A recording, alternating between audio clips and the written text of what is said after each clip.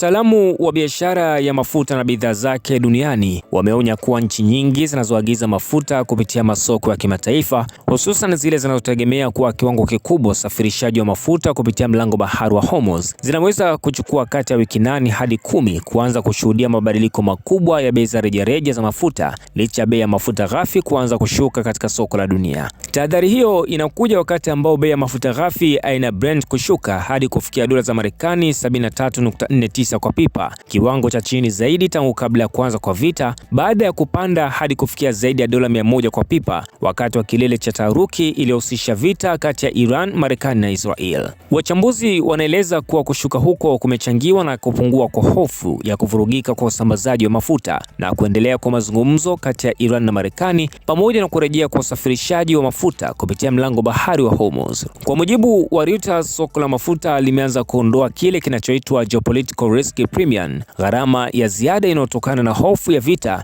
na kukatika kwa usambazaji wa mafuta. Mlango wa bahari wa Hormuz unapitisha takriban asilimia 20 ya mafuta yote yanayosafirishwa duniani, na hivyo kurejea kwa meli za mafuta katika njia hiyo kumeongeza matumaini ya kuimarika kwa upatikanaji wa mafuta na kushusha bei katika masoko ya kimataifa. Hata hivyo, Reuters imewanukuu wataalamu wakielezea kuwa baadhi ya kampuni za usafirishaji na bima bado zinaendelea kuwa na uangalifu mkubwa kutokana na masuala ya usalama, jambo linalomaanisha kuwa kurejea kwa biashara ya mafuta katika hali ya kawaida bado inahitaji muda. Shirika la fedha la kimataifa IMF pia limesema kuwa kushuka kwa bei za mafuta na bidhaa nyingine za nishati kumefuatiwa kupungua kwa mvutano na maendeleo ya mazungumzo yaliyopo kati ya Iran na Marekani, lakini imesisitiza kuwa mtiririko wa biashara na bei hauwezi kurejea katika hali ya kawaida kwa muda mfupi. Na kwa mujibu wa wataalamu wa sekta ya mafuta, bei za rejareja huchelewa kushuka, na ni kwa sababu mafuta hupitia mnyororo mrefu wa biashara unaojumuisha ununuzi wa mafuta ghafi, usafirishaji kwa meli,